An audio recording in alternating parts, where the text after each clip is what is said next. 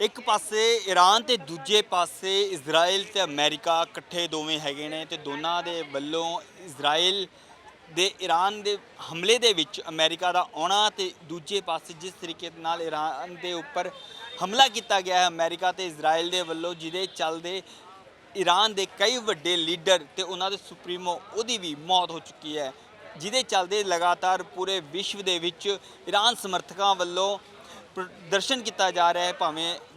भावें भारत होवे भावें विदेशों के विच भी ਵੱਖ-ਵੱਖ ਥਾਵਾਂ ਤੇ ਉਹਨਾਂ ਦੇ ਵੱਲੋਂ प्रदर्शन किया जा रहा है तो अमेरिका की जी एम्बैसी है उन्होंने निशाना बनाया जा रहा है। नाले भारत के जोड़े विदेशों के रह रहे हैं जोड़े यूए के भारत के जोड़े समर्थक भारत के जोड़े लोग जोड़े रह रहे हैं उन्होंने आने जाने की भी पाबंदी लग चुकी है, क्योंकि भारत तो जिन्नियां भी फ्लाइटां जिन्नियां भी उड़ाना सीगियां वो सारियां रद्द हो चुकियां ने।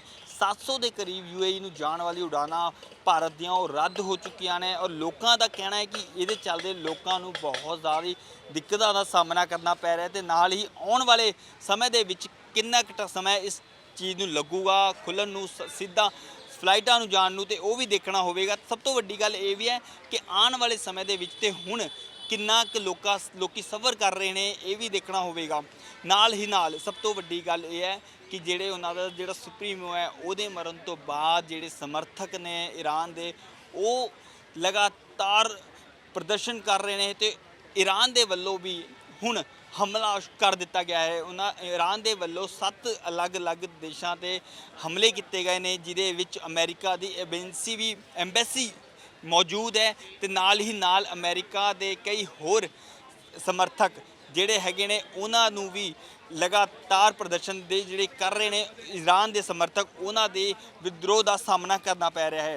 तो नाल ही नाल जे तुसीं देखोगे लगातार जिहड़े भारत के लोग ने उन्हां नूं जिहड़ी दिक्कतों का सामना करना पै रहा है तो वो भी देखना होवेगा कि उन्हां जिहड़ी परेशानी है वो किस तरीके दे नाल सुलझदी है। तो इस सब ते जिहड़े ईरान समर्थक ने उन्हां दा की कहना है आओ तुहानूं सुणाउने आ। मेरा नाम अनवर है सर, मैं दिल्ली से ही हूँ। जिस तरीके हमें खबर मिली कि हमारे रहबर और हमारे सरपरस्त जिनकी ताजगी हमारे दिलों में थी, एक करबला का वाक़या था, एक वाक़या ये जो गुजरा है ईरान के अंदर वो बहुत दुख दर्द है और बहुत एहसास है। आज सब लोग इस सदमे में हैं कि हमने एक रहबर अपना खोया है।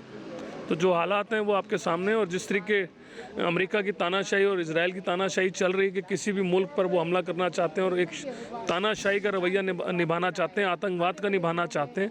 आपने देखा कि हमारे खामनेई साहब शेर थे और शेर की तरह वो खड़े रहे, झुके नहीं। उन्होंने कहा था मैं झुकूंगा नहीं अमेरिका के आगे, और वही उन्होंने करके दिखाया। आपने देखा फिलिस्तीन के अंदर जब हमला किया गया, बच्चों को मारा गया, तो सबसे पहले अगर किसी ने आवाज़ उठाई थी वो भी खामनेई साहब ने उठाई थी। तो खामनेई मजबूत लीडर्स थे, एक मजबूत हमारे धर्मगुरु थे, तो इसलिए उन्होंने हमेशा काम करा और आतंकवाद के खिलाफ, हमेशा नफ़रत के खिलाफ जो लोग आगे आते हैं उनको हटाने का काम करा, लेकिन वो डरे नहीं और ना ही वो डरे थे।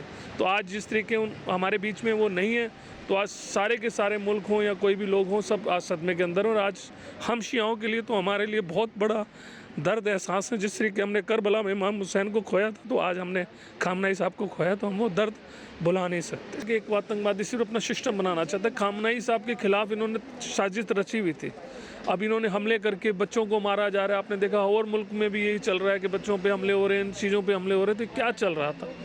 खामनेई साहब सिर्फ यही तो कर रहे थे, अपने मुल्क की हिफाजत कर रहे थे, औरों के लिए दर्द और एहसास था, औरों के लिए खड़े हो रहे थे। लेकिन जिस तरीके उनको आज ये किया गया है, ये बहुत दर्दनाक मामला है, बहुत दर्दनाक हादसा गुजरा है, हम इसे भुला नहीं सकते।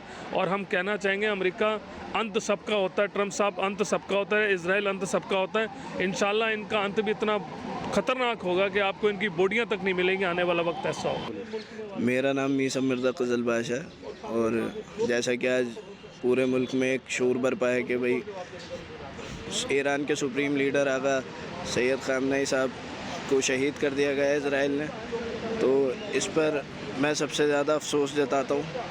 और मैं ही नहीं, जितने भी लोग यहाँ पे मौजूद हैं वो सब इस वक्त बहुत ज़्यादा सोग में हैं, बहुत ज़्यादा रंजीदा हैं। और इस हमले का जवाब इजराइल और अमेरिका को ज़रूर दिया जाएगा, और एक दिन ये दोनों मुल्क रोएंगे अपने मुकद्दर पे बैठ के, क्योंकि इस शहादत पे सिर्फ शियों का नहीं बल्कि पूरे आलम इस्लाम का बहुत बड़ा नुकसान है, और इसका खामियाजा एक न एक दिन भुगतना पड़ेगा उन्हें। आप क्या कुछ वजह मानते हैं इसकी? इसकी वजह ज़ाती मफाद हो सकता है उनका, ज़ाती दुश्मनी है उनकी, क्योंकि अमेरिका या इज़राइल इंसानियत के सबसे बड़े दुश्मन है। ये एक तरह से आप समझ लीजिए आलम इंसान के लिए कैंसर हैं दोनों मुल्क। इन्होंने हमेशा मज़लूमों के ऊपर जुल्म करा है, ज़बरदस्ती इन्होंने जबर करा है, इन्होंने बहुत गलत काम किए जो बयान भी नहीं हो सकते। और ईरान मज़लूमों के हिमायत में हमेशा खड़ा रहा है, तो इसलिए ईरान उनका सबसे बड़ा दुश्मन है। ईरान ही अकेला इसलिए दुश्मन है क्योंकि ईरान ही सिर्फ हिमायत लेता है मज़लूमों की, बाकी के और भी ममालिक हैं वो सारे खामोश हैं, खामोशी इख्तियार करके बैठे हैं। और काफ़ी टाइम से 2 साल से तकरीबन ये जंग बाकायदा तौर पे जो शुरू हुई है, सिर्फ ईरान का झंडा ऊंचा रहा है इस जंग के अंदर शुरू से।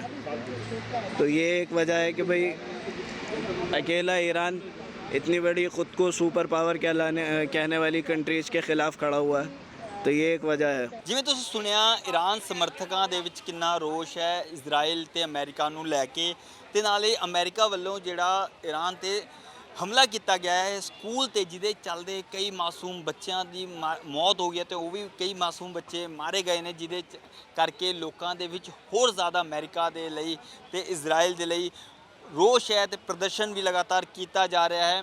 ਤੇ ਨਾਲ ਜੇ ਤੁਸੀਂ ਦੇਖੋਗੇ ਲਗਾਤਾਰ ਜਿਹੜੇ ਫਲਾਈਟਾਂ ਦੇ ਵਿੱਚ ਜਿਹੜੇ ਲੋਕੀ ਜਾ ਰਹੇ ਨੇ ਉਹਨਾਂ ਨੇ ਕੀ ਕੁਝ ਕਿਹਾ, ਉਹਨਾਂ ਦੇ ਵੱਲੋਂ ਵੀ ਆਪਣਾ ਰੋਸ਼ ਪ੍ਰਦਰਸ਼ਨ ਕੀਤਾ ਗਿਆ ਕਿ ਜਿਹਦੇ ਜੰਗ ਦੇ ਚੱਲਦੇ ਉਹਨਾਂ ਨੂੰ ਆਪਣੇ ਘਰ ਜਾਣ 'ਚ ਕਿੰਨੀ ਦਿੱਕਤਾਂ ਦਾ ਸਾਹਮਣਾ ਕਰਨਾ ਪੈ ਰਿਹਾ ਹੈ।